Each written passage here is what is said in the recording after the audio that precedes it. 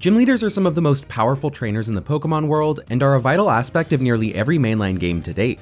But despite their immense presence in the franchise, their presence in battle tends to be quite lackluster. Even if you bypass their early game teams and look toward their stronger iterations in the post-game, I think a lot of the fanbase would agree that the majority of gym leaders in the franchise are kind of underwhelming. And while you could combat this by slapping some of the strongest Pokemon on their team and calling it a day, the main issue I notice with a lot of gym leaders is a misunderstanding or even misrepresentation of their respective types. In other words, most of their type-themed teams don't tend to highlight their type very well. Because of this, I've decided to embark on a journey to craft the perfect gym leader for every type in the game. I'll be going type by type to build a full team of 6 Pokemon with thought-out movesets, abilities, items, and more than anything, an emphasis on representing that type as best as possible. Last time we started off this series with the normal type, and after inspecting your pleas in the comments, today we'll be buzzing along with one of the franchise's most underappreciated types, Bug.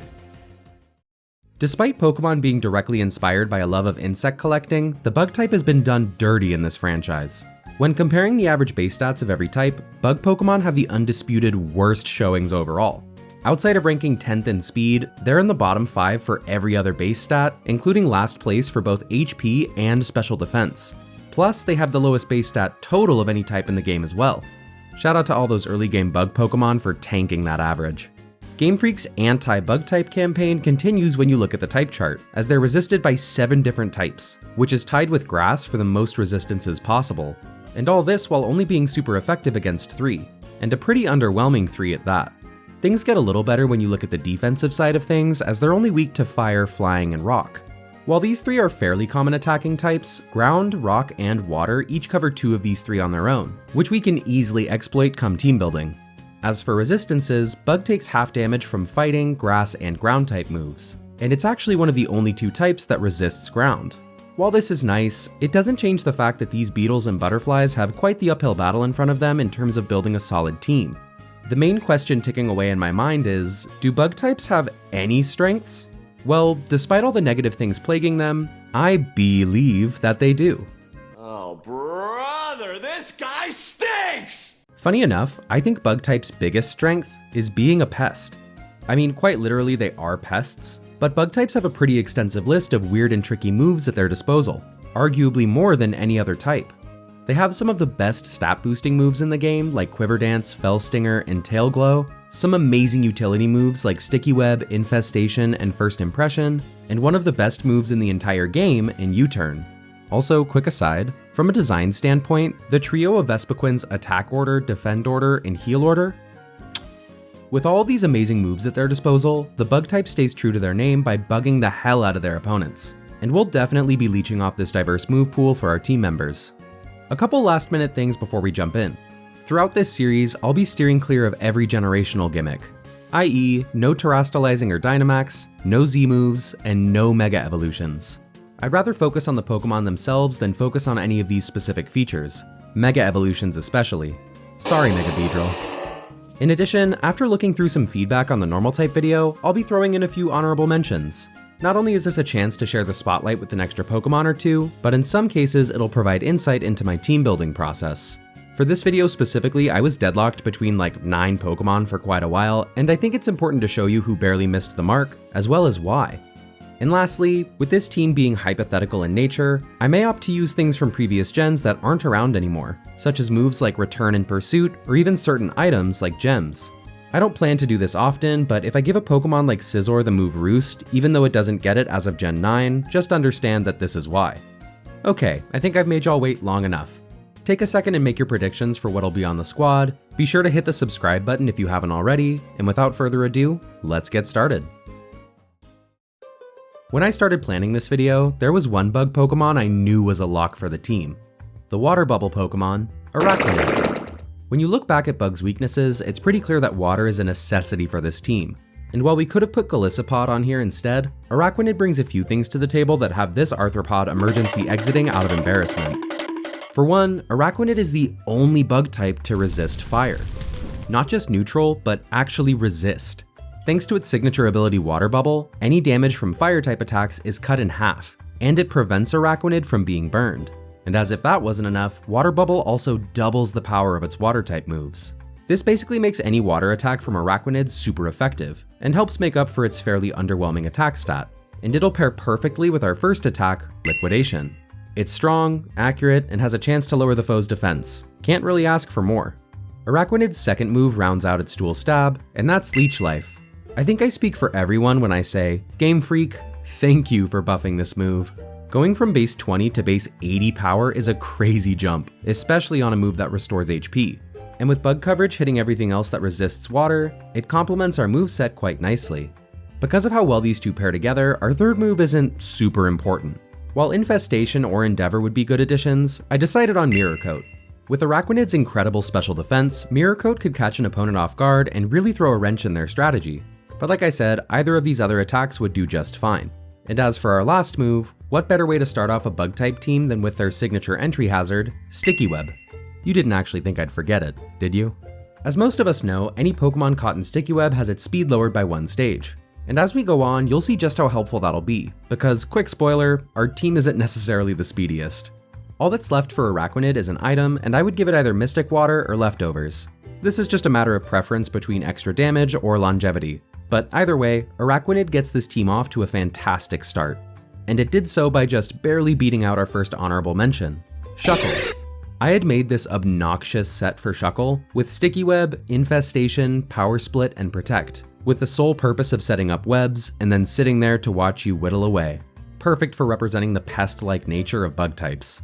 I really wanted to keep Shuckle on the team, but with Araquanid being a near perfect option that also learns Sticky Web, the mold Pokemon, yes, that's its actual description, got demoted from team lead to gimmicky honorable mention. While we did pass on Shuckle for being too much of a gimmick, our next Pokemon is on the team solely for its gimmick.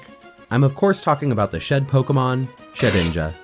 If bug Pokemon are known for having the worst stats in the game, who better to represent that than the Pokemon with the single lowest stat in history at 1?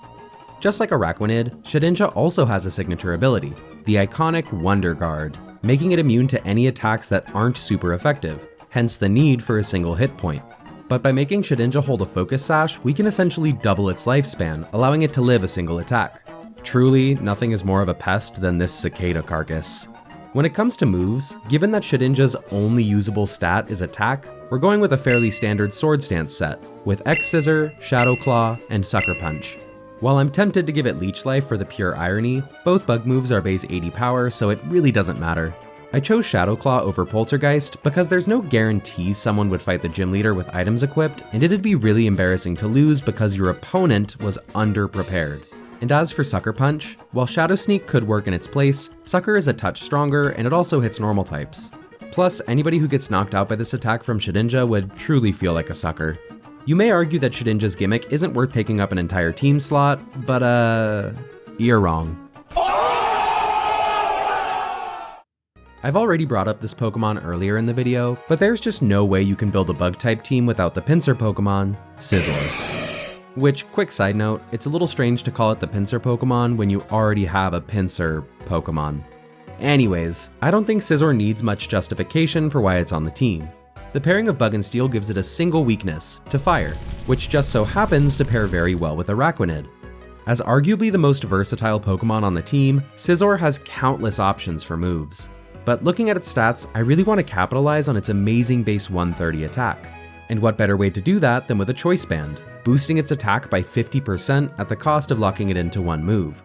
While Scizor would do very well with the Sword Stance set, the immediate threat of Choice Band plays more into this team's strengths, especially with our first attack, U-Turn. Don't really think that one needs any explanation. Next, I'm giving it Bullet Punch. While Iron Head would be stronger, Bullet Punch will get boosted by our ability Technician, which gives a 50% boost in strength to any attack at base 60 power or less. And while Iron Head still edges it out, trading out the small boost in power for priority is well worth it in my eyes.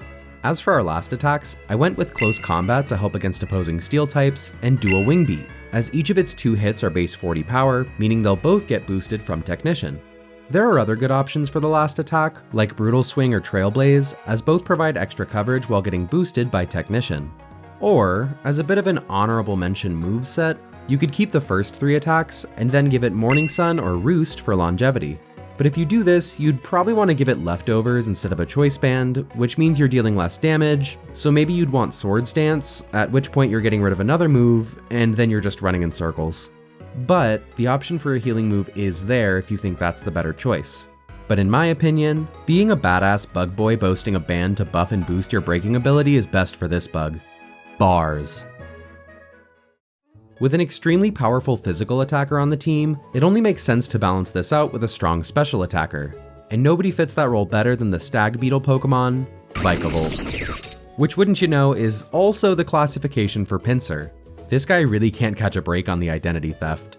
Anyways, with an astonishing base 145 special attack, Vikavolt's addition to the team means we finally have a special attacker. But Vikavolt does more than just deal special damage, as up until now, we haven't had a great option to deal with flying types. But with this thing launching off powerful thunderbolts, a lot of birds will be flying south for the winter. I'd also give it Bug Buzz to finish off its dual stab, as well as Energy Ball to hit both ground and rock types for super effective damage. And as for the last move, Volt Switch is the perfect choice, especially because I'm having it hold the choice specs, boosting its special attack by 50%. While some may question my decision of doubling up on choice items, this allows Vikavolt and Scizor to form a nice core, letting them lock into Volt Turn, consistently dealing damage while always putting the opponent on the back foot. I also think this strategy foils many people's preconceived idea of the bug type quite nicely.